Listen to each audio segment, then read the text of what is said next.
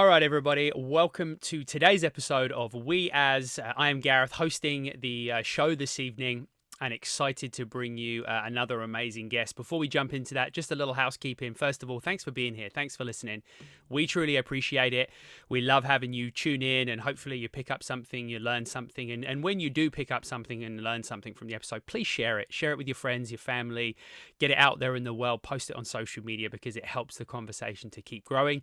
And if you want to support the show, you can head over to patreon.com or buymeacoffee.com, and you can find us at Start Talking, and you'll be able to just drop in you can help support the show, keep the microphones on, and just help us keep making a difference in getting these shows out there to more people, which, we are truly stand behind our motto of changing the world one conversation at a time. So without any further of the housekeeping, we're going to jump in, and I want to welcome Brendan Fox to the show this evening. Brendan, how are you? I'm amazing. And yourself? Yes, fabulous. And I am so good to I love your energy, and I'm a big energy person. So your energy gives me energy, and it's been we were just talking off air before we started recording about the weekend and how it's like the never-ending long weekend, and it was a lot low energy, and instantly the energy's up. So I'm really appreciative of that. So before we kind of dig into what we're going to talk about, I just want to give you, the listeners, a little bit of an overview. Brendan is truly a sought after, trainer within North America, and is, we're talking mental and physical transformation. So not just kind of on the more fitness side, but also mental mindset and, many different areas that kind of come together in that kind of ecosystem of, transformation.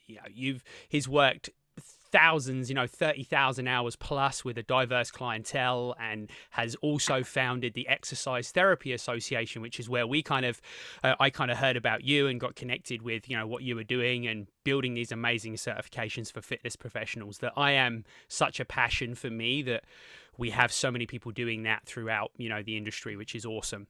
Other than that, just an all-round stand-up person with just the most amazing energy, which I am so appreciative of. Brendan's going to talk a little bit more about him and his journey as well this evening, but that'll give you a kind of overview of where we're at. And I would love, Brendan, just to literally hand it straight over to you and talk a little bit about how you ended up in that world of kind of being a transformational coach in many different aspects, and maybe what took you there first of all. Yeah. So after graduating university in kinesiology, I started working as a trainer, training pro athletes and everyday folks. And I found it one of the most fulfilling experiences to be able to have that positive impact on other people. So one of the things is I've always looked at my life as an experiment. I'm constantly experimenting. And I think all of us really are in that experiment. Just at times we may be more or less focused, maybe more or less paying attention. But I've always been thinking about, what do we really want? And at the end of the day, I think all of us, whether we're aware or not, we're looking for real long-term happiness. And I found that when I wasn't focusing on selfish happiness, like look how amazing I am and look how ripped I am right now and how much I can bench, when I was actually focused on creating happiness for other people, I found a greater return on investment. So I found if you find your happiness in the happiness of other people, it just fills you with good energy all the time. And out of necessity, I think my calling was it was really out of necessity. I found that there was really a gap in getting people pain-free in society. So we have so many people we know that have ankle pain, knee pain, back pain, shoulder pain, and there's a never-ending series of appointments for all this stuff, or never-ending pills. And I found when I had my own injury, it was just a huge distraction to everything meaningful in life. The minute you have a really bad shoulder, like it just consumes you. And I found that in my journey, I wasn't getting answers. I was surprised to find out that science and mainstream science didn't have it all figured out. People weren't really assessing. They were just guessing and throwing stuff at me and hoping it would work and telling me to come back and everything else. And I thought, there's really a good opportunity here to make a difference in terms of really engineering this stuff to figure out what's going on when somebody has an ache or pain and how can you turn it around and help somebody.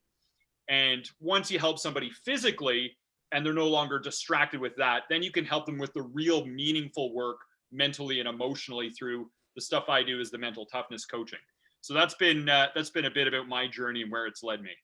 Yeah, I love that. And there's such a big call for that right now with, you know, not just with COVID over the last year, but people's mental well-being and how that's affected, as you touched on, by chronic pain. It's just huge. And you know, so many people suffering with those things in everyday life. And I hear this from, you know, my client base, but also from, you know, guests that we have on the show. So I think you're definitely right. Sometimes we see that kind of gap and that need, and we kind of move towards it. Now, when you obviously you spoke about graduating, going into kinesiology, what was your experience leading up to university, and what kind of made you choose to go into kinesiology and kind of go down that path? Was it a sporting background, you know, fitness as a kid, etc.?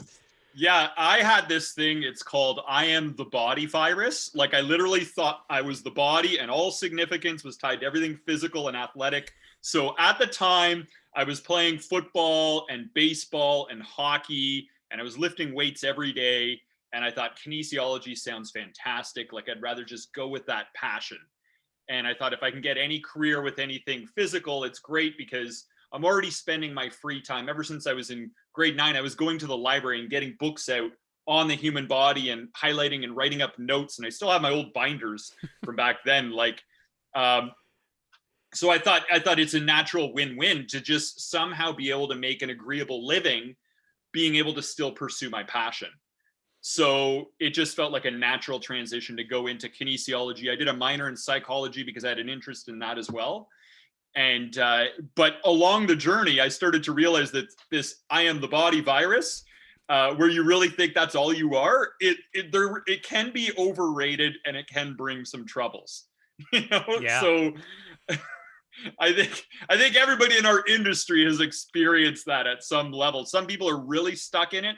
Some people are kind of half in it, but I was like full neck deep in the just thinking I am the body and that's all there is. Yeah, I really like that concept. It's I've never really heard it put like that before, but it makes me think of, and I actually spoke about this on a show a few weeks back, where I kind of spoke a little bit about my journey, and it was different, and it was about the kind of body, but I came from a childhood of being unhealthy, overweight, you know, and everything that comes with that, as you can imagine, which really affects our mental toughness. But it was all about the body, and there was no real, you know, I couldn't really conceptualize that I had this mind to work on and build. It was about, this is the body I'm in. I don't like this body. I'm going to change it. And then I'm going to go the complete other end of the spectrum, like as far as I possibly could. And the same thing, right? The lifting weights, the weight loss, the nutrition, full throttle into an industry which, you know, at the end of the 90s was predominantly about bodybuilding, and group fitness were predominantly the big things. So, but it's very interesting that you say that. And it wasn't until I got into my 30s that I realized that there was this, you know, a real focus needed to be paid to the mental side of it, and how that, and I'm sure we'll get more into that, but it makes sense that it's the same thing. It's just the way you phrased it was really my first takeaway already. See, we're only a few minutes in. I love it. We were co-creators in that. You asked me. I don't think I've never said that in an interview or any conversation before that I can recall. Oh, it just came out right now in the moment. We're just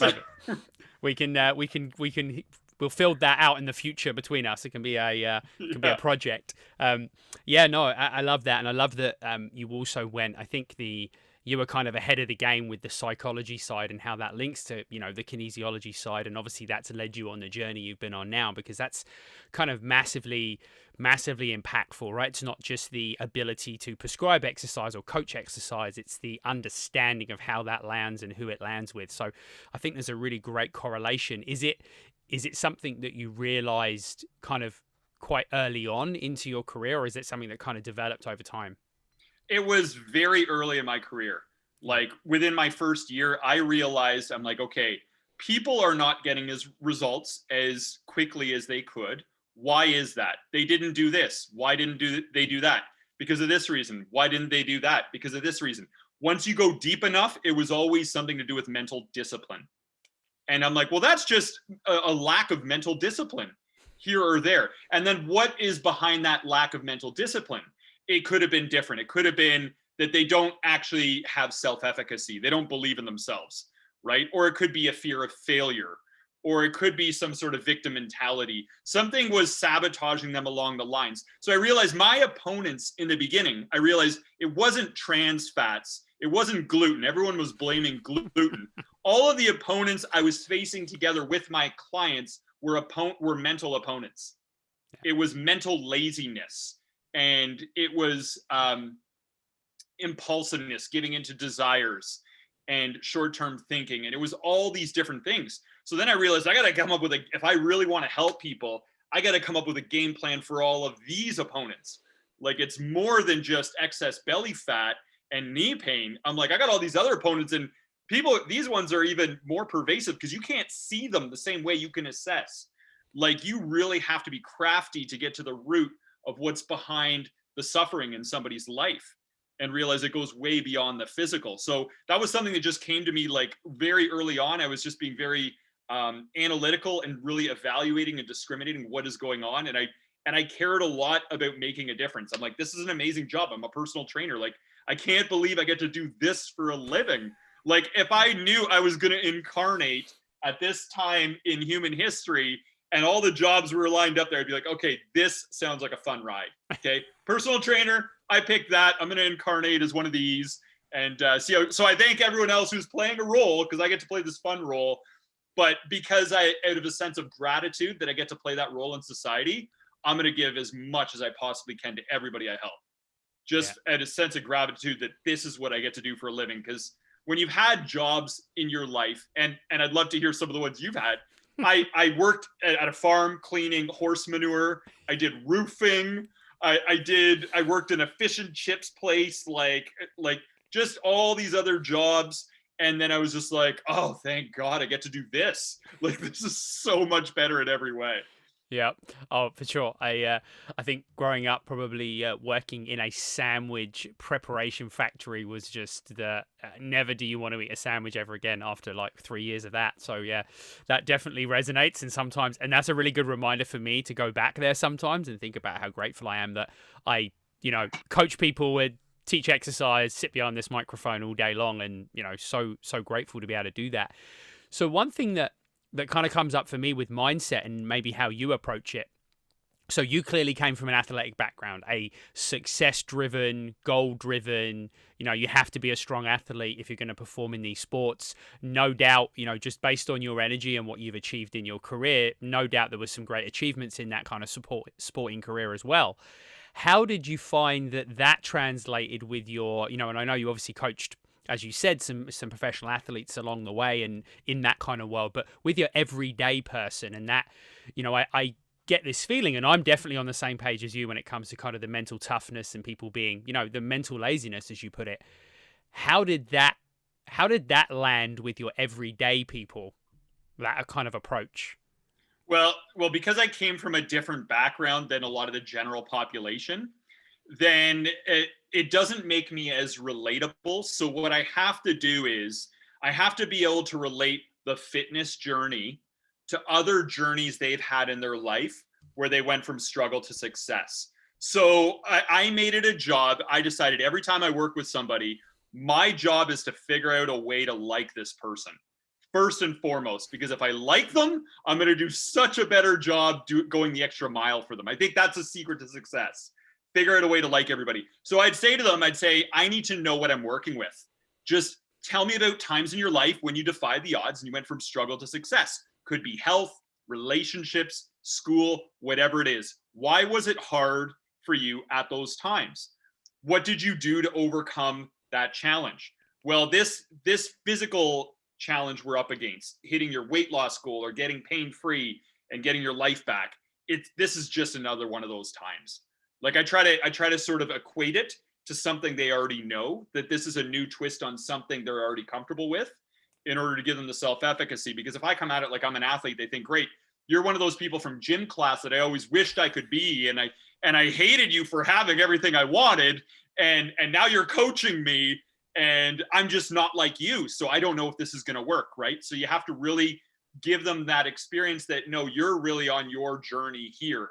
This is all about you. This has always been your journey, and you've done it before, and you can conquer again. Just think about those times all your past successes, and that can fuel you with the courage and energy and motivation to do what needs to be done to get the job done.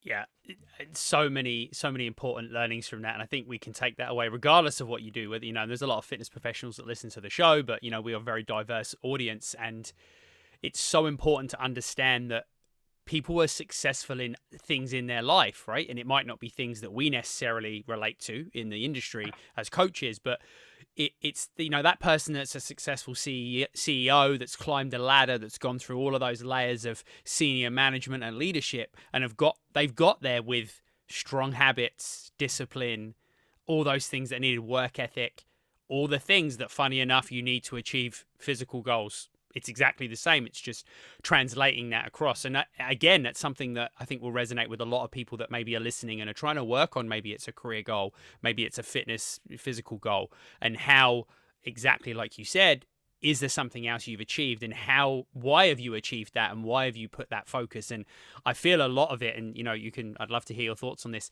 It lies with priorities for a lot of people. Because it's kind of that, you know, a priority of climbing the ladder to be a CEO of a corporation, or you're, you know, CEO of your own business or whatever. It's a priority, and maybe their health and fitness is just not a priority yet. And maybe that's how we kind of align it. Yes. Yeah. And what I would do is, when you go out into society, just like in sports, everybody out there plays for a different team. And the teams they play for are the chief value that they think will bring them real long-term happiness. Now, in our industry, we play for team physical body. We just think the body is everything. Trainers get together and it's like, all right, how can I, you know, do this and do that and get my carbs down, and I'm 7% body fat. How do I get to 6? And they obsess over it, right? They're playing for that team. It's almost like a religion in a way. Then you got team money. And those people are all like, my worth is my money. So I place so much desperation on money. I am trying to save as much as I can, nickel and dime where I can, steamroll people if I have to make extra. You have people that are doing that. You have people that are playing on team fame. They're just like, how much popularity do I have? How many likes do I have? How many followers do I have? You have people that are playing on all these different teams out there, and they're all looking for that ultimate victory that we're all in the quest for. And so when you see people walking down the street, you just try to imagine, I wonder what team they're playing on. But the good thing is you can always switch teams. Like, you don't have to be on the I am the body team forever. And that's what our lives are. It's like that sporting match. And we can realize that if we're not winning, we can switch it up. Like, you're a free agent, just sign with another team, another value that you want to live by, to see if it's going to bring you what you've always wanted. I know for me, I always thought that once I got like the best body ever, that it would solve all my problems. That sounds so funny now saying it. I honestly believed it for years. I'd work out every day. I was like, if I went on vacation, I'd have to bring weights in the bag.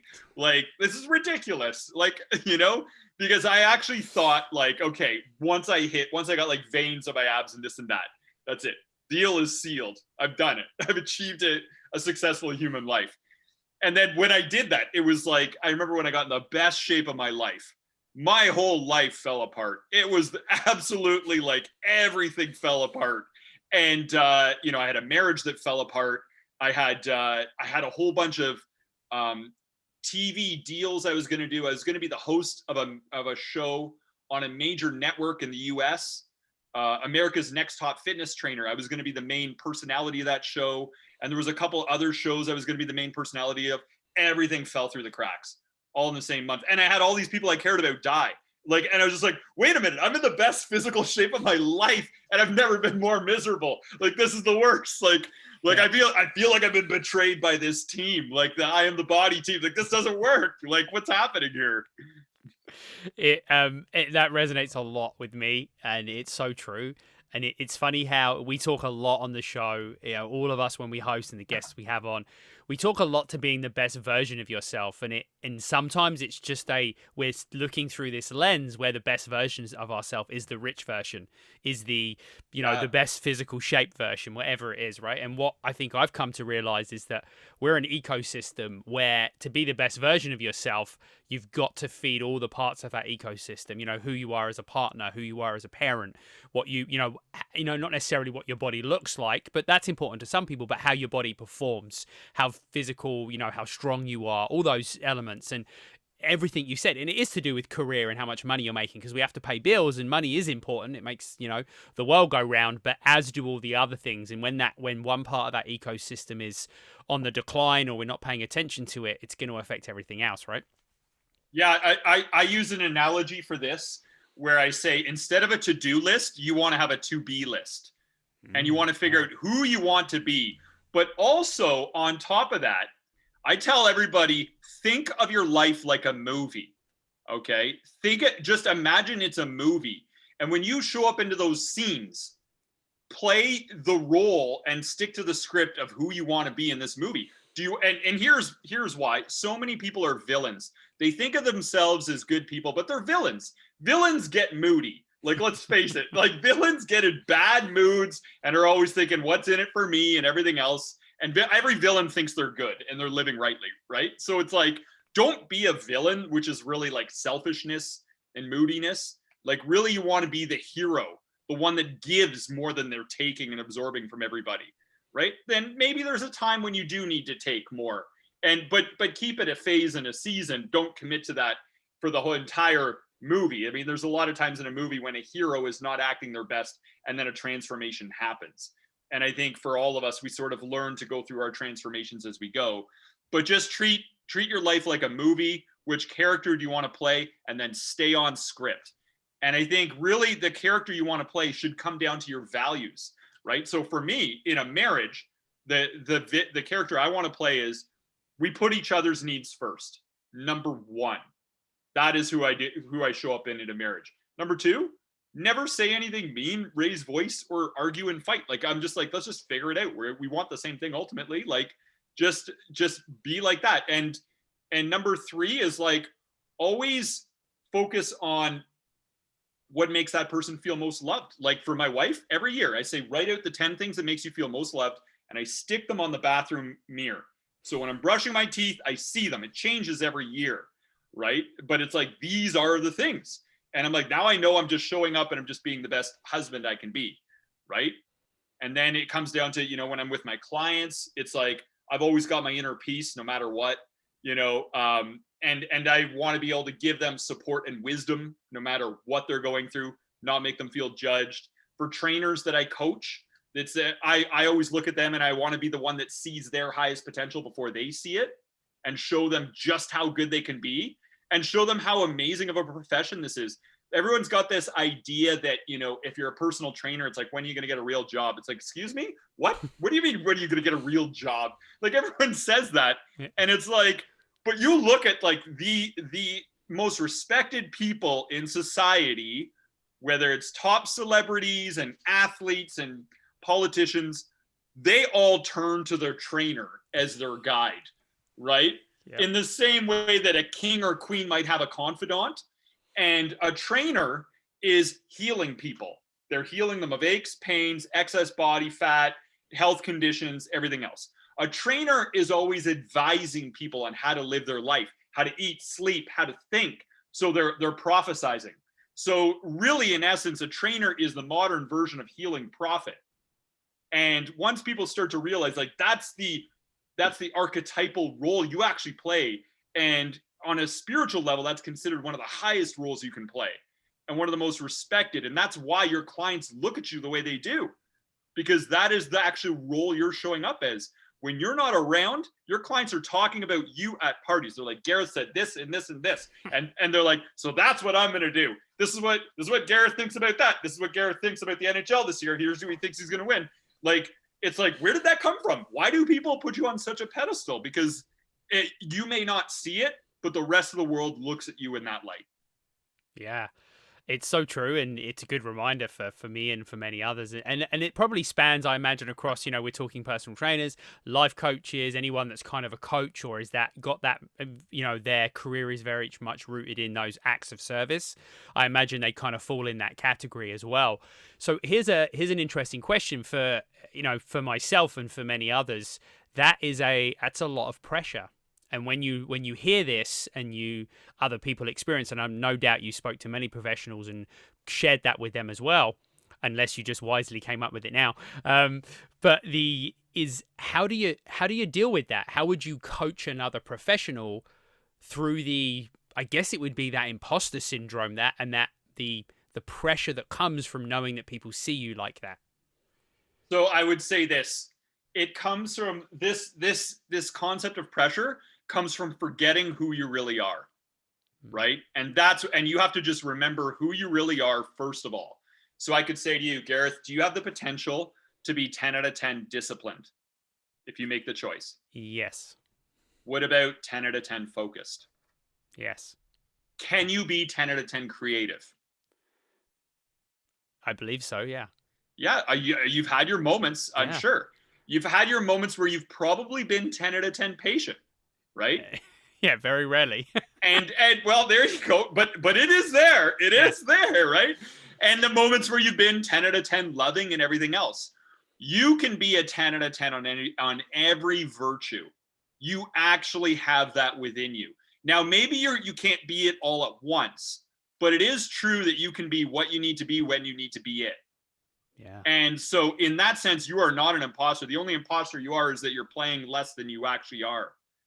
Because you do have and if you decided 10 out of 10 discipline and focus, I'm going to figure out this problem, you'll get answers. You just won't quit until you do. Right? I know for me, that was like a big part of it. It was like, okay, I have a client who has piriformis syndrome. They didn't talk about this in university, but I'm going to be 10 out of 10 discipline and 10 out of 10 focus. And I said, look, my learning journey has not given me the answers on this, but I'm going to go looking for you. I don't want to, and I'm just going to do the best we can. And then clients, it was one of my first clients who had that. They were just like, great, I trust you. Like, that's awesome.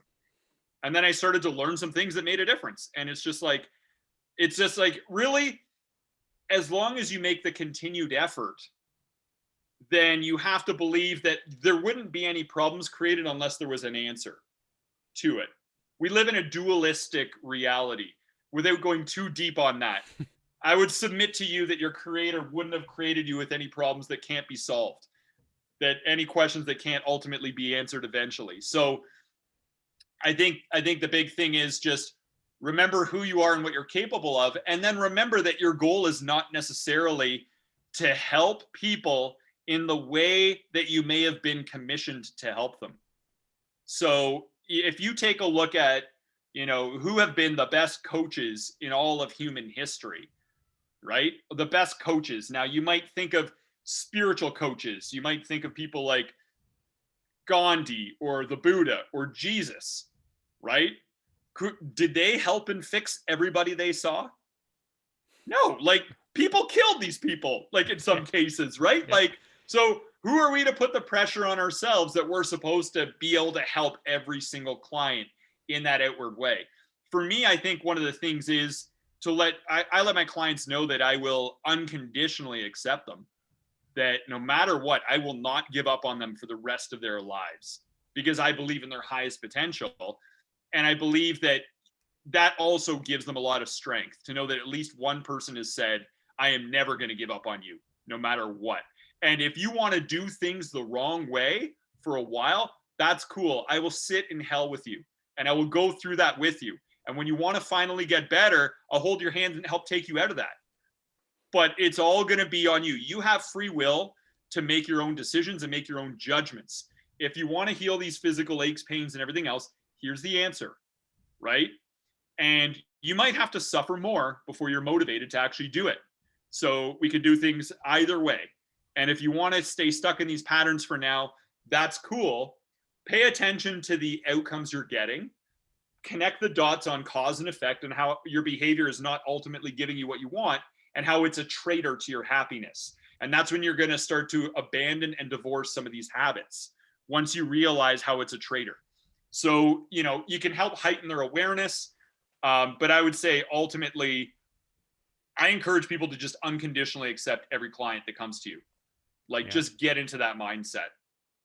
Yeah, And and it makes me think that I think of a few, well, multiple occasions where I've heard clients say to me that, you know, have a sit down maybe one day and say, oh, I don't know if I'm going to continue, and I don't feel like I'm committed, and I feel like you're more committed as my trainer than I am to what I want to achieve, and it makes complete sense, right? And I think if you put your position, and I don't even know that I was aware I was doing it early in my career, but putting yourself in a place like where it's unconditional to say, you know what, it's okay to approach this how you want to approach it. I'm going to be here and support you through that. And that obviously kind of, you know, to them, it presents maybe us being more committed to that. So I think that's really important to understand as someone who's hiring a coach in any capacity or is a coach. It's so important.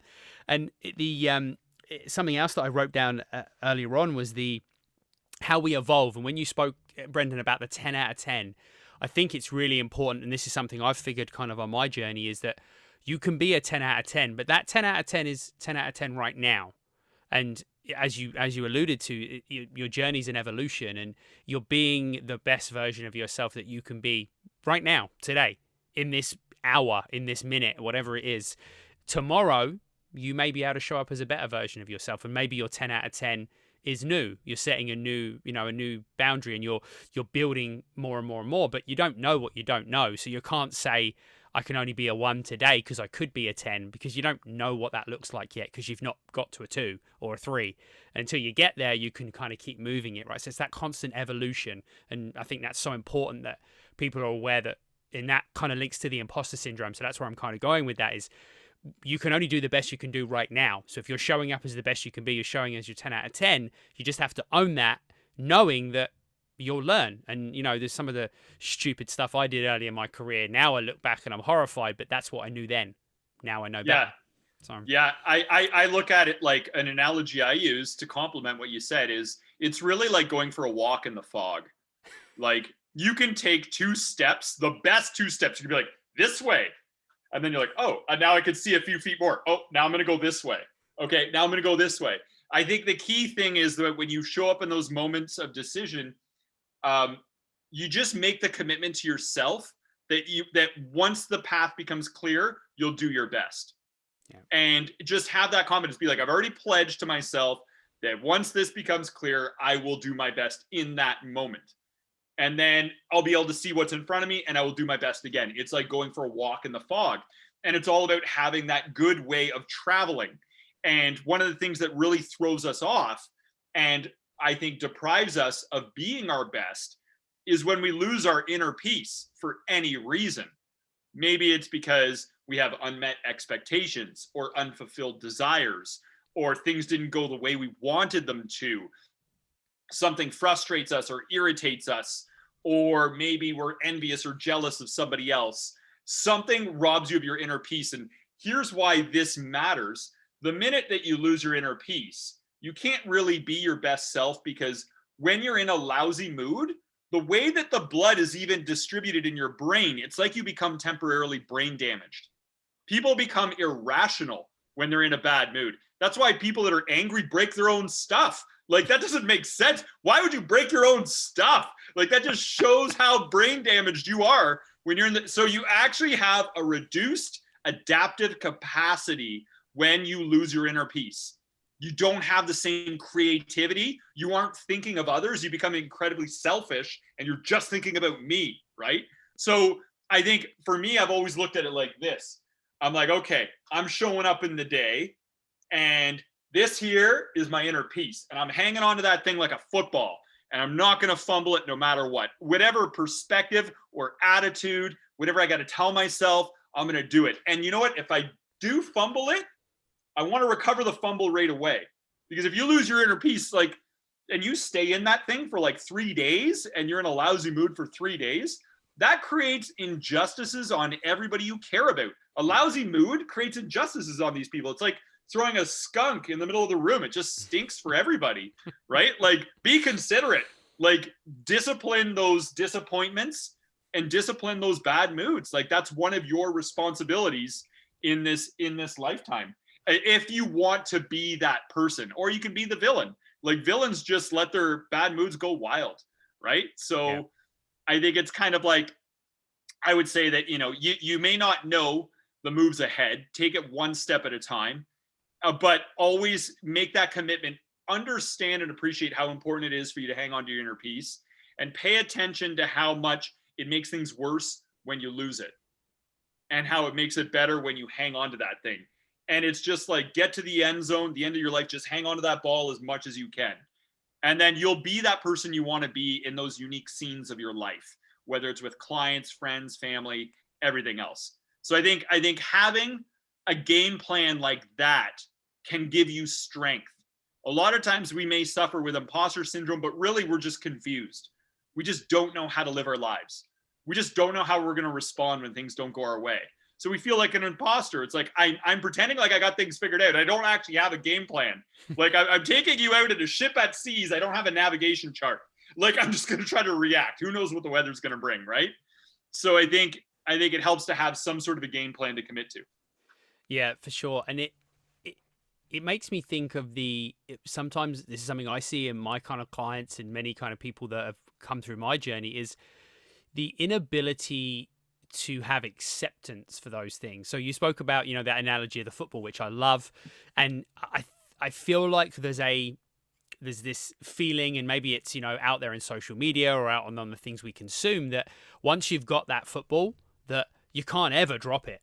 And if you do, like, your world's over. And it's the acceptance that sometimes you are going to fumble the football. You are going to have, a less than optimal day. You're going to have a day where your energy's a little low, and, you're just feeling that, a little bit blue for whatever reason, because there are things that affect us. And yes, we need to be mentally tough.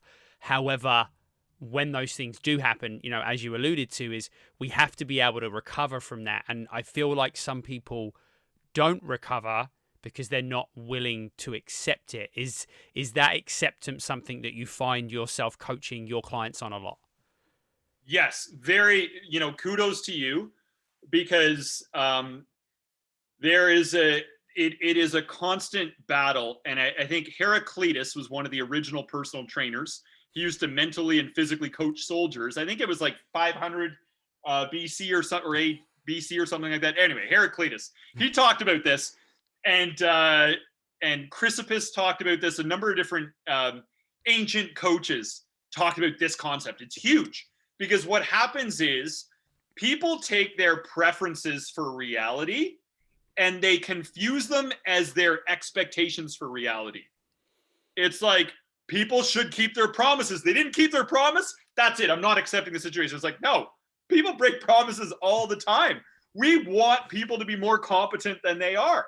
We expect people to be more advanced than they are. So we struggle with our frustrations with other people, right? So really, I'm big on coaching the concept of radical acceptance, because you have to accept reality first in order to be in the best state to choose calm determination to best adapt and make the best of your situation. Whereas if you're like all red lights, like this isn't supposed to happen, you suck at problem solving in that state. You're like an animal. You're just, you're relying on feeble instincts. Like it's a lot of like reactivity and being triggered and stuff like that. And then you just tend to make more of a mess of things, right? And people will do this over and over and over, but they're not, and I'm like, that's an experiment you've repeated. Have you noticed when you get in a bad mood, it makes things worse? That's not a big deal. I've done worse in my life. But what do you want to try next time? Okay, you did it again. Did you notice? You made things worse. No biggie. I've done mistakes like that my whole life. We're all just learning how to do this thing. What do you want to try next time? Just keep helping people be aware of the cause and effect can help motivate them. I'd say that, it's almost like some people got to be ripe for change, because you get these people that are just they're like psychological fossils. They're just so stuck in their way and hardened. But when the fruit is ripe, it'll fall from the tree. And that ripening factor for change is suffering. I think it's like a spiritual GPS, like to get back on course. Like you're going to experience suffering emotions until you figure this out. And there's underlying disempowering beliefs behind this non-acceptance of when things don't go our way, right?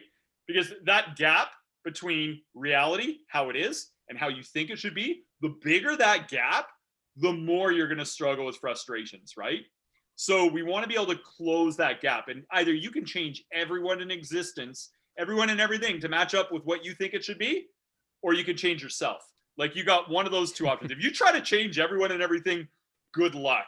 Like, I'd love to just watch like a reality show as you try that, right? Because we know how hard it can be to change a lot of friends and family, right? Oh.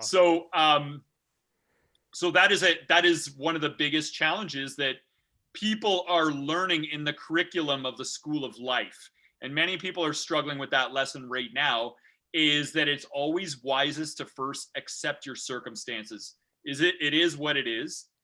And there are a number of empowering beliefs that would enable you to better accept circumstances. And there's a number of disempowering beliefs that predispose you to resist it. And getting clear on what those are and how you can make that shift is big. It's one of the most important things you can do in your life, because when you do that, you can hang on to your inner peace much more easily. Yeah, and that's something I'm learning, over the last 4 or 5 years on my journey, and it's been so impactful. And I will credit a lot of that, and I know there's a lot of parents that listen to the show, and there'll be people that are dialing into this right now and thinking about their kids and the journey of being a parent. So I've been a parent for the last 4 years, or just over 4 years, and it just so many parallels. So, the things you spoke about, first of all, broken promises. You think people don't break promises. Spend some time around a kid for a while, a young child. That's all they do. All they do is promise, and then they don't do it, because that's their way of negotiating. They're learning that, right? And they think they can get what they want when they promise. And so that's one point of it. So if you're a parent, you're listening, you know that broken promises, and it can be frustrating. Also, expecting things to go the way you want them. Yeah, good luck. You will dig your own grave if you're going to try and have that happen with a 4-year-old, with any child probably, and I'm not experienced any older than that. But it's so true, because it doesn't go that I'm like, oh, we're going to do this, we're going to do that today, we're going to go there, we're going to get out of the house at this time, you're going to brush your teeth at this time. No way that's happening. So you have to be able to say it is what it is, as you said, and just accept it, and then navigate that, right? Use that as an opportunity to ask better questions and evolve and all those things. And it's also it kind of ties in again to acceptance. So as a parent or coaching anybody, when we're coaching acceptance, is expose people that aren't radically accepting the world, and help them. And this is what I try and do as a parent, and this is one of my values, is I won't sugarcoat the world for my daughter, even though she's only 4. Like, I'm not raising a kid, I'm raising a woman. And she needs to know that things aren't always going to go our way. Cause and effect.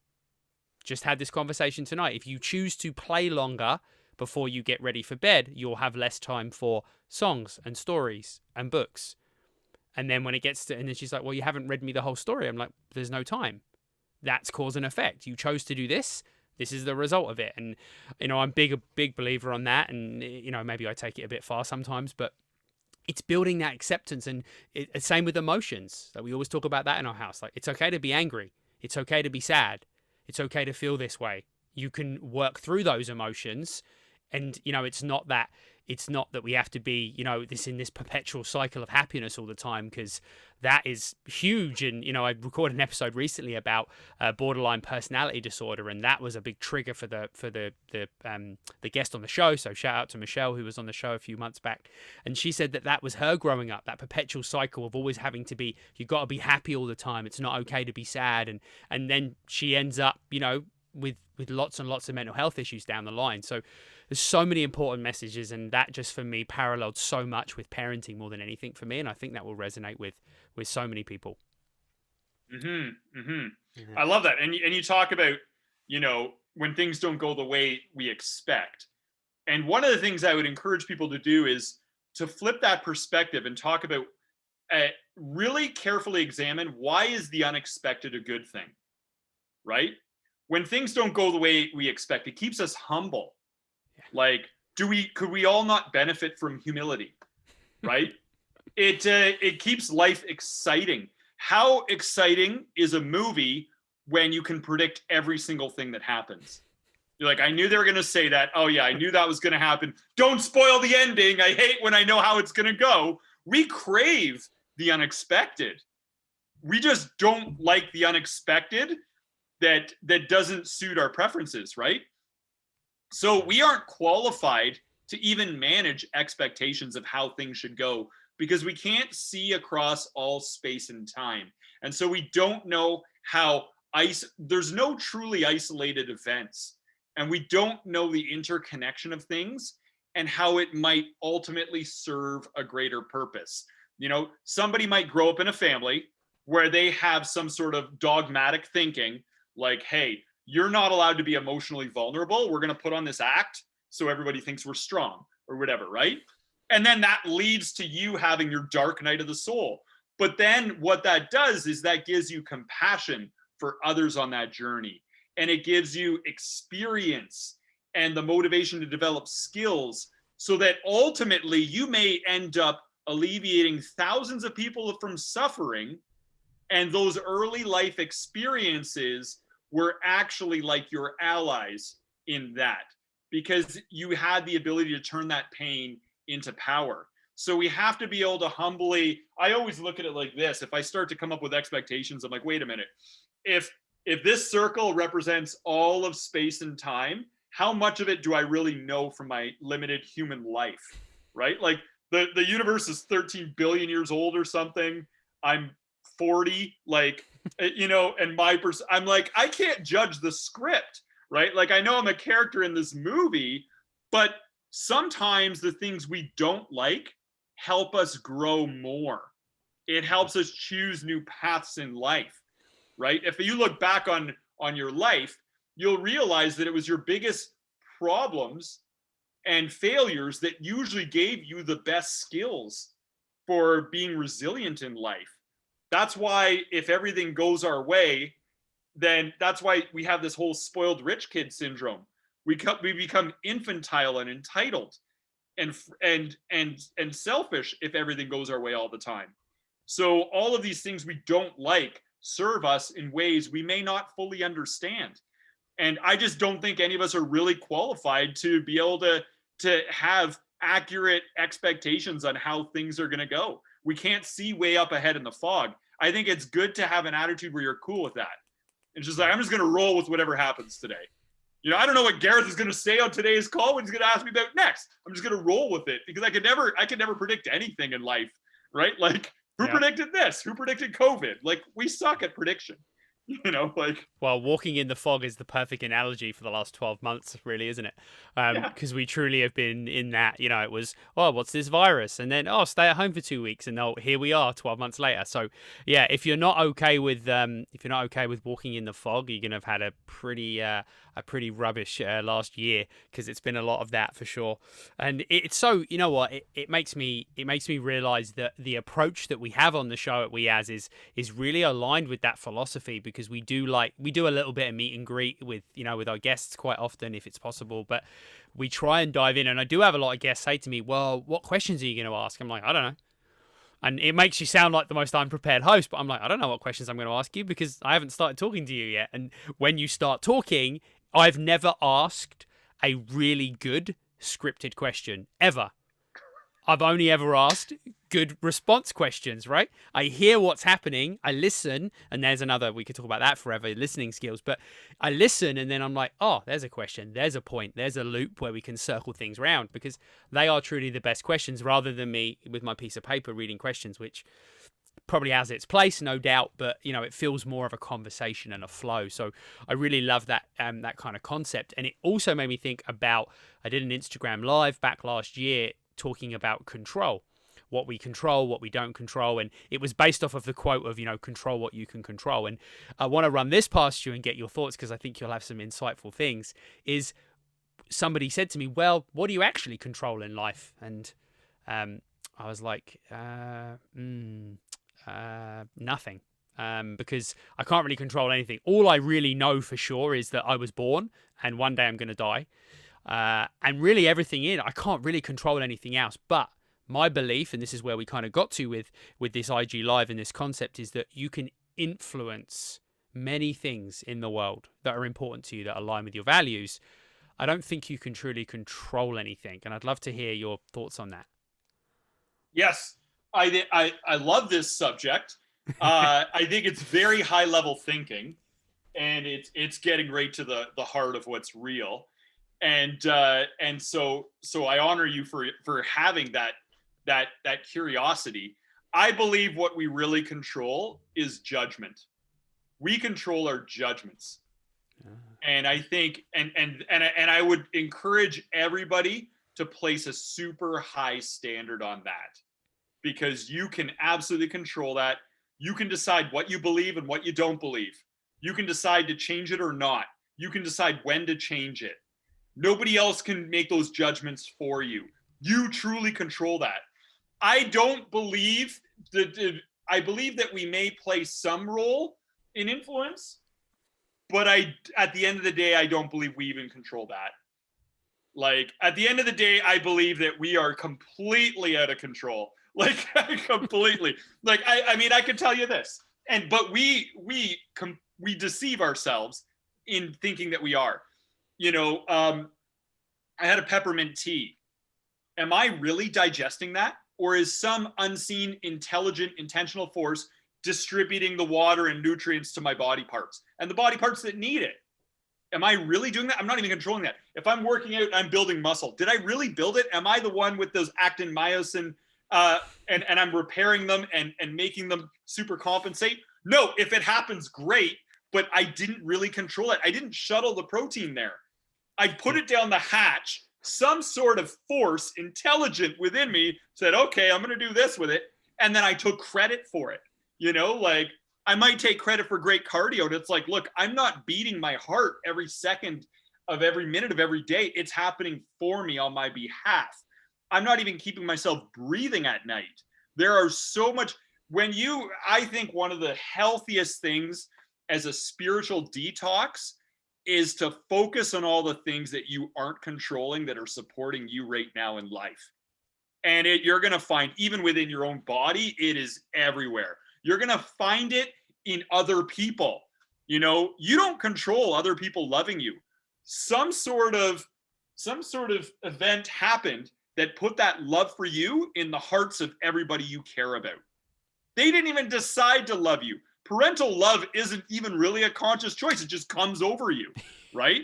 Like, somebody decided, I'm going to take baby Gareth and I'm going to diaper him and I'm going to feed him and he's going to cry and wake me up all night. He's going to be like the worst roommate ever. And I'm going to do it because this feeling came over me. And we always get that, where we have these people, you're going to get this support from other people in different events and coincidences in life and inside of you.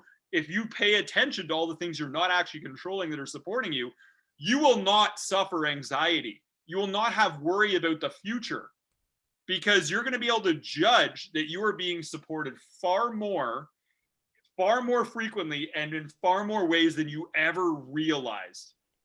And that comes down to one of the biggest things with acceptance.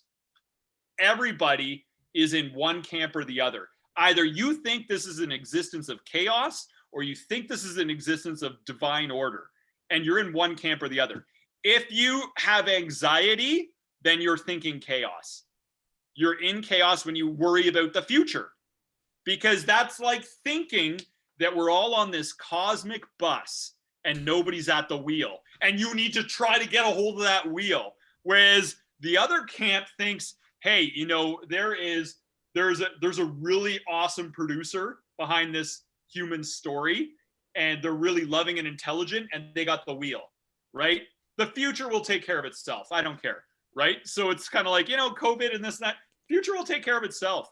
But everybody has to make that choice. And I think it was Einstein that said that's one of the most important choices you can make. Is this an existence of chaos or order? And I don't even care what you think is true. I would encourage you. William Paley was a mathematician who lived about 300 years ago. And he actually mathematically broke this down. Like, what is the benefits of this belief versus that belief and everything else? He's like, no way. You should believe in order. Even if there is no order, divine order, you should believe in it. There's way more benefits will be yours, right?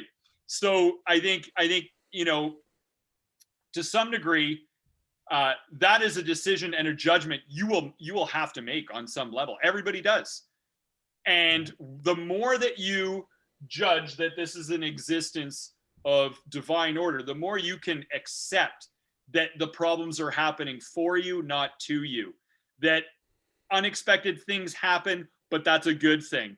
No matter how bad something seems on the surface, there's always good in the bad. There's no isolated events. You can start to believe that life isn't fair, but that's a good thing because I am the unfair beneficiary of good fortune, right? So the more that you can make this shift to help you really enjoy this quest that we're all on. I don't know if I answered a question. I don't even know what the question was. I love it. That's to my point earlier. That sometimes the best questions are just the conversation. It's so true, and it makes me think of just to really simplify. I'm gonna like dumb it right down for myself. Is that life is just it's an experience, and it's how you react to that experience. To summarize it on the most filtered, watered down level is exactly what you're speaking about. And it also, I think what we need to understand is that when we're thinking about chaos and kind of order, is that refers to any belief system you have. Because I think that's so important as well, because we are such a divided camp as a world, as a planet, on our belief system, and that's fine. And it might be a religious, it might be spiritual, it might be, very scientific, it might be whatever it is, but we hear it all the time, right? It could be a god, it could be the universe, telling me something. It's whatever it is, whatever you believe and whatever you align with is understanding that, what will be, and it's how you respond to what happens in the world. And that's so important, and I think it crosses over so many different belief systems, and I think that will really hit home for a lot of people, understanding that it's outside of your belief system. It's the same regardless. It's the two same things. Make that align within your belief system and your values, and make that choice to, like you said, walk in the fog and believe that the universe is going to do what it does. So I think that's such an important message and so powerful. And I love that we went off and spoke about something really impactful without really having a question or an answer, because that's the best conversation. So we obviously tapped a lot into lots of the process of living life and that journey. And I'm already picked up so many great things from today. And something I touched on earlier, which was you don't really know a lot of things for certain in life, other than that you're going to die. And it made me think that when we had a chat and we spoke before the show, that you are, and correct me if this is the wrong term, but an end of life coach. Is that correct? Yeah. So I did end of life. Yeah, I did the training in it. Yeah. So it made me think that is the only thing that's certain in life. And then I'm just thinking to myself, if it's the only certain thing in life, Brendan's onto something, because if it's the only certain thing, why are we not coaching people on it, I guess? And I'd love, first of all, for you just to give us a short understanding of what an end of life coach is, and then maybe tie it all into everything we've been talking about. So before I address that, I should say that as far as certain things in life, I'd say I call it transition, not death. But I would say the one certainty really is change. Yep. Like, the one certainty we have in life is change. And get super good with your attitude towards change, and get super good with change, and you'll be super good at life, right? Yeah. Having a healthy attitude towards death will help you in the art of living. And, a fear of death is one of the most painful things to carry with you in your day-to-day life. Now, one of the things that happened with me is that I was helping people get out of physical aches and pains they had for years by doing assessments and getting to the root cause and teaching them how to fix themselves. And so I had a number of people that were like, okay, you seem to have the answer to any question I have. But then they had questions related to death. One client showed up and their son had committed suicide. And another client showed up and their dad's dying. And so I was constantly dealing with people who were turning to me for answers on death. So I read every book I could on death, and I highlighted notes, and I put together these handouts on death. And then people circulated the handouts, and this doctor at a university, or at a hospital in Toronto, got the handouts, and she contacted me. She's like, I love your handouts. I give them to my patients. I'd love to get you involved in this death end of life coaching program. It's a 6-month program, and normally you wouldn't be able to get in because you're not a doctor or a hospice worker, but we can make some exceptions and get you in. I think you'd be great. So I was like, sure, I'm in. I'll do it for whatever reason. So I did this program, and really, you know, I think it's kind of funny because in North American society, death is really a taboo thing. They think even to talk about death, it's like you're wishing it upon everybody, you know, like that is really how people look at it. And it creates this tension, and it leads people to really hold back on living because they really kind of live from more of a fear position, right? They're less willing to be vulnerable, and it does rob them of inner peace. Just having this fear of death. A lot of it can come down to the fact that, you know, a lot of it can stem from, and there's many different causes for fear of death. I think fear of death is the most common conversation I'll have. As far as death topics go, talking people out of suicide is something I'll do more regularly when it comes to death topics. And usually I just scare people more about what the afterlife will be. But, you know, and then practical help on helping somebody transition and grieving, some mindset shifts on grieving so that people don't get into toxic grief. Grief is something we all need to process through. And I think when somebody's grieving, it is their legacy to you, and it shows that love doesn't end. Even in death, you still love them, right? So there is a lot of good to the grieving process. But we still have to be there for those who need us now. So it's all about that, a healthy way of grieving. But fear of death is the big one, right? Because everyone knows we're all going to face it, right? So, and there's a lot of reasons for it. One is not believing that there's a higher reality. So that is a big trick of the ego. And the more of an ego, the more somebody's stuck in their ego, the more they'll believe that.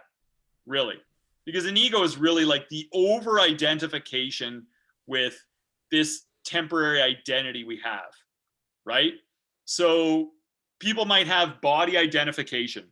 So the more they pamper this, I am the body, the more you're pampering this fear of death, because death is really the end of the body.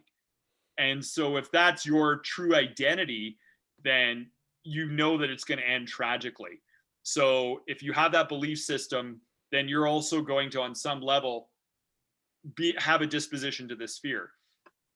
No belief in a higher reality is obviously one, or no belief in alternate states of existence. All of us are really shifting states of existence all the time. And whenever we shift a state of existence, we think this is all there is. For example, you know, you exist in wakeful state, but you also exist in dream state. And when you're in dream state, it feels real. You're like, this is it. I'm really flying over a city right now. I'm having this insane conversation with a pink elephant. It seems to make sense. I don't know why. I don't even remember everything back at home. I don't realize I'm a body laying in a bed somewhere. Like, I just feel like I'm skipping through the Amazon jungle, whatever it is. We start to really think like this is the real reality. And, you know, we can exist in meditative state. We can exist in the preborn state. It's really like we have a center of awareness, and it may shift between different stations, like different stations on a radio, right? But a lot of it comes down to, once you start stripping away the false you, then you're more cool with what you really are, and you realize how lasting your true self is. That death, in a way, it's like going to sleep, but just not returning back to that body. You're just switching into a different state of existence, right? A lot of people have a fear of death because of fear of the unknown, right? Is it going to be all over? Is it going to be pure darkness? Is it going to be fire and brimstone or whatever? Because you live one human life, and if you don't get it right, you burn in hell for an eternity. If you want to believe that rumor, you know, like, see how it works out for you, right? There was actually this wise Indian guru who came over to the US, and he met this farmer, and a farmer was like, this farmer went to church every Sunday and was really struggling with anxiety over fear of death because he's like, I'm a sinner, gonna burn in hell because one life isn't long enough to figure it all out, and everything else. And so this Indian guru was like, he's like, you have a son who's an alcoholic, don't you? He just psychically knew it. And the guy's like, yeah. And he's like, do you want me to fix that for you? And he's like, sure. He's like, okay. Do you have rope? And he's like, yes. And he's like, do you have an oven? And he's like, yes. He's like, okay, this is what we're going to do. When your son stumbles home drunk, we're going to tie him up with rope and we're going to throw him in the oven and turn it on. And then the guy's like, are you crazy? What kind of a loving father would burn his son to death? And he's like, exactly. What kind of a loving father would do that to their son? What kind of a creator would do that to their creation? Right? Don't believe the human rumors that are out there, So I think, and that's where, that's your free will, is your judgment on some sort of a higher power, however that works for you.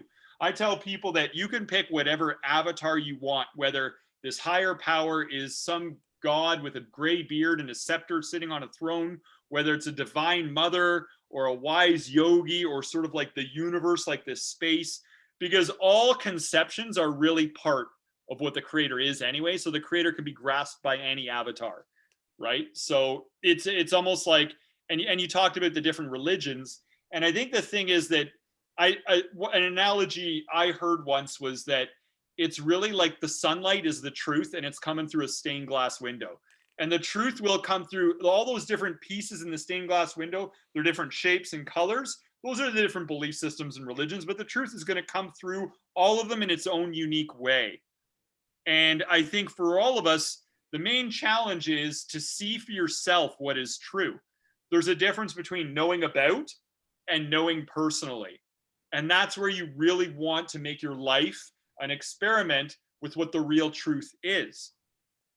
So coming down to that fear of death, I don't even know where I was with it. There's also issues related to the dying process, fear of physical suffering at death, fear of being abandoned, guilt related to the pain and consequence of leaving others behind. A lot of it is like this contemplation of death is the great misery, really, for many of us. But so that's really what it comes down to, is a lot of disempowering beliefs. The fear of death comes from a lot of disempowering beliefs, and they rob you from living your best life. So it really comes down to getting to the root of them and replacing them with empowering beliefs. And I say, who cares what's true? Just choose an empowering belief. Who cares? You'll never know what is really true. And certainly it takes a lot of faith to believe in the things you believe in now, right? So, like, it takes more faith to be an atheist than to be religious.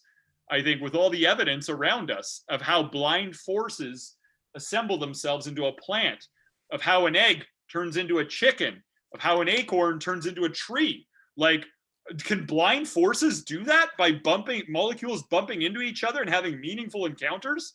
Like, ridiculous. That takes a lot of faith to believe that there's no intentional force behind all of that. Yeah. Right?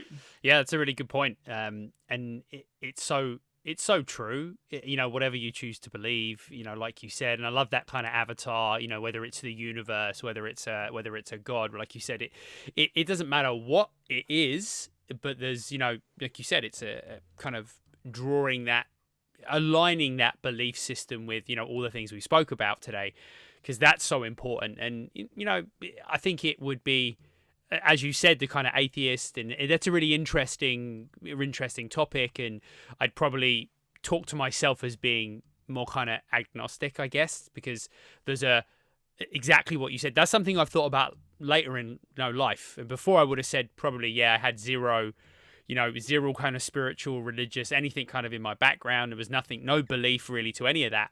And then it's starting to realize that it would maybe be naive to think there was nothing else out there. And that might be related to space. It might be related to religion. It might be related to higher power, whatever it is. But it's just that concept. And that gives me a bit more peace, even though I'm not, suddenly going to just choose a different, I might, but not right now anyway, choose another belief system. However, the peace in thinking there's other stuff going on in the planet, in the universe, or whatever. So I think that's important, and whatever that means to you as a listener is great. Frankly, I don't care whatever that means to you, but if that helps you live with that peace and move through your journey, that's so important. And when we think about life, you said something that really resonated with me when you told your story, that, you know, the farmers said there's only one life and there isn't enough time to figure everything else out. So stop trying. That's, for me, that's inner peace. That summarizes inner peace to me. There isn't enough time to figure everything out. You're not going to figure everything out. So stop trying, and maybe that will reduce your stress, your anxiety, and help you focus on maybe not fearing death or whatever it is. You just got to live each day as it comes, learn to respond to it. So I really like that. And, you know, I think everyone will take a different thing from that, because, like we said, there's different belief systems, right? Like whether that aligns with religion, whether that aligns with spirituality, or whatever it is, I think everyone can take an important message from that. So I really appreciate that. Yeah. And that is one belief you can do. And another one you can have that can bring harmony is a belief in reincarnation. Because then it takes a whole lot of pressure off. Right? So you can believe that, you know, and I had a conversation with a reincarnation expert once, and they put it this way. They said, reincarnation is really because a loving and compassionate God would give you as many attempts necessary until you get it right. And I'm like, that's an excellent way to put it. And if you choose that belief, then you can think, okay, yeah, one human life is not enough to figure out how to transition from vice to virtue and overcome every lesson there is, right? Like it's like we're all in a plane. We just showed up, we're midair in a plane. We didn't get to study a manual or anything, and we're trying to fly in midair, and we're hitting turbulence and stuff. We're like, this is crazy. Like, we don't remember who we were before we showed up. Now we're trying to live a human life. Like, there's so many ways we could go wrong here. Like, and we got to do it right on attempt one. So that could be a belief that can actually bring somebody harmony. And I would say that, you know, if that is an area that you struggle in, you may want to actually explore that topic and give yourself an empowering belief, regardless of what's true. You'll find evidence of any of this stuff if you go looking for it, right? There's explanations on why it makes sense. There's theories that, you know, and you'll find theories about this and that reincarnation was in the Bible and it got removed by the Second Council of Constantinople in the year 553 and blah, blah, blah, blah. You're going to hear a million different things on this, no matter what belief system you have. I think 66% of the world's population believes in reincarnation. You know, so it's in North America where they tend to not really. So you can kind of be like, well, what if I tried that on for size? What if I really convince myself that's what's going on? Then can I believe, hey, I can take some pressure off. I'm not going to burn in hell for an eternity from one life that wasn't properly lived. You know, because think about it. If somebody grows up in a really tough upbringing and they join a gang because it's really the only way they can have security, and they go into a gang fight and they shoot somebody, they kill a couple of people, and then they themselves are killed. You know, 5 billion years from now, when they're in hell, fire and brimstone, someone's like, hey, what are you in here for? I don't know, man. I can't even remember. It was so long ago. I feel like I didn't really have a chance. Like, I didn't really have the role models or whatever. Like, how else can you really reconcile the inequalities of life, right? So I feel like a lot of people that have been able to attain inner peace have been able to do it through beliefs involving things like karma and reincarnation to really take that edge of pressure off. And I'm not saying people should or that that's the truth. I'm just saying you should be open to just experimenting because you really control your judgments. You really control your judgments and which judgments are going to serve you best. Yeah. Take account of how your judgments are serving you now and that there are always options out there. Yeah, I love that. It's so true, and I love the whole controlling judgments and how you kind of approach that and how you phrase it, because it will land with a lot of people. And it's so true. You have to find what gives you truth, and whatever you believe to be true, I loved what you said, and I'm just going to repeat it. Whatever you believe to be true, whatever it is in life, how you live your life, how you show up, how you know, whether it's spirituality, religion, what we've been talking about here, is you will find evidence to support your belief. So you will believe, and if you're in that place where, and I do this, everybody does it, we're all guilty of it, is I will look in on someone else's, the way someone else lives their life and say, how can you believe that's true? Well, the fact is that whatever it is you believe, you can find people, evidence, information, anything. It might be the most outrageous thing that you believe in. You will find someone else that believes it too, and you will find anything to support it. And if that gives you inner peace and helps you get through the day, as long as, I have a caveat to that, as long as you are being a decent human being in the process, go ahead. Because that's going to give you the peace and help you show up as the best version of yourself. So as long as there's an equal kind of balance there, whatever you're believing to do allows you to show up as that decent human being and, you know, do all the things that decent human beings do. We'll just say that because that's a long conversation. I think there's merit in it, and like you said, you're gonna align, and maybe you need to find those people. But also, another important point is, whatever you do choose to believe, you will find other people that believe that. You will find things to support that. However, my belief is true growth and evolution is exposing yourself to conversations like this, to other people, to learning, to growing. And regardless of whether you take it 100% on board or you say, oh, yeah, some of that I think is true, but other things, no, not so much, fine. But if you're not exposing yourself, you're not having those conversations, you won't build that diversity in your knowledge, and you won't open up the inclusion in your world. So that's something I'm learning and embracing as I evolve, and I think a lot of people will take that to heart too. I love that. And I tell people, don't take anything I say as fact, because then you're just a garbage receptacle and anyone can throw junk in that thing, right? Like, actually test it out. Yeah. Test it out in the real world. Because here's the thing. Whether you realize it or not, you are actually creating your reality. You are creating it all through your focus. What you focus on is your reality. It is the entirety of reality to the individual. What you don't focus on doesn't exist to you in your reality. So that is such an important point. That's why, for me, what I've learned is whenever something seems disharmonious, I always focus on what's good about this. And then immediately my reality shifts to something more beautiful, right? I go from disharmony to harmony. If there's ever somebody that I feel like I might have disharmony with, then I focus on what's good about that person. You know, they have family they probably care about.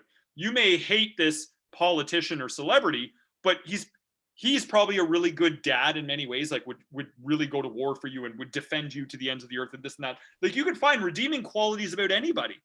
And then if not, you can always find redemption in their highest potential.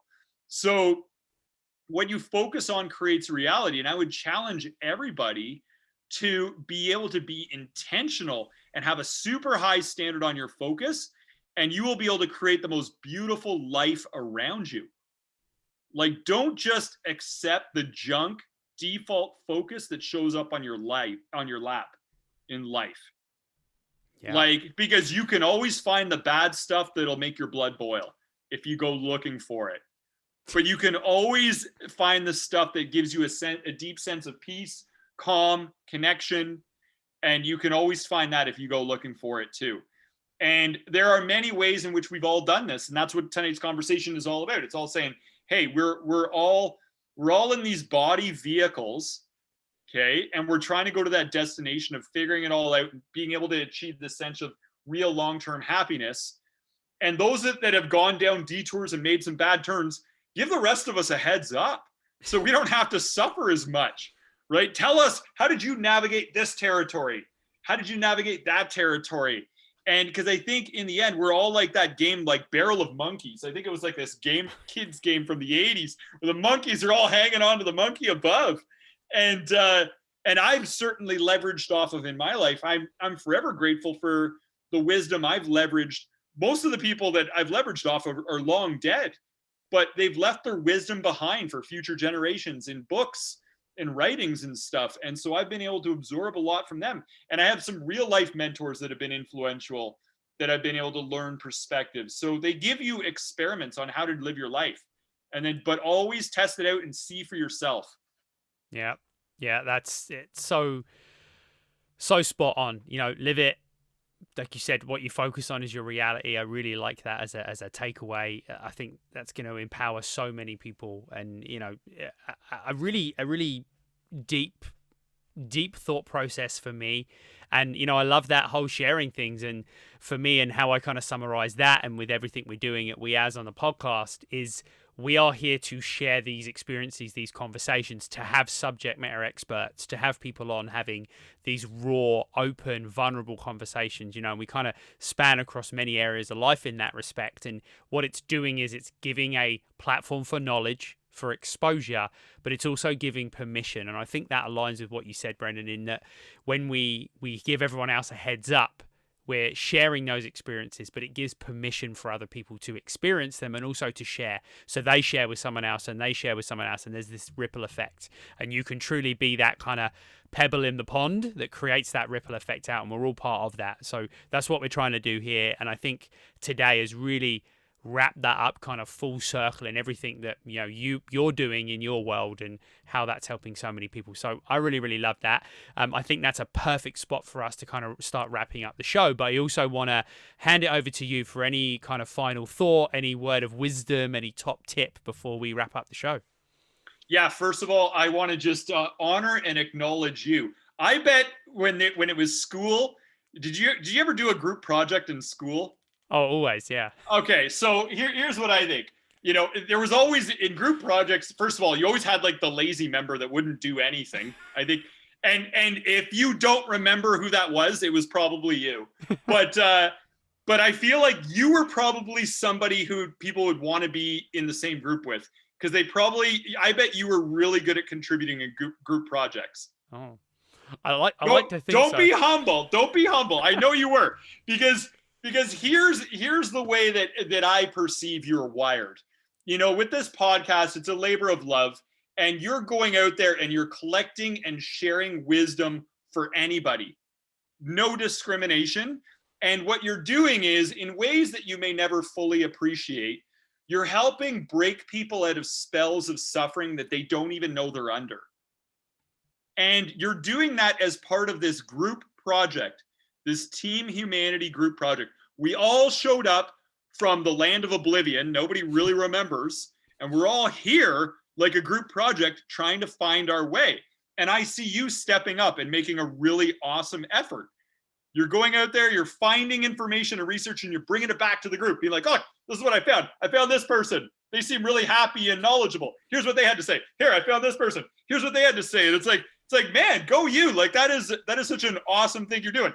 Give me a virtual fist bump. Go you. I love it.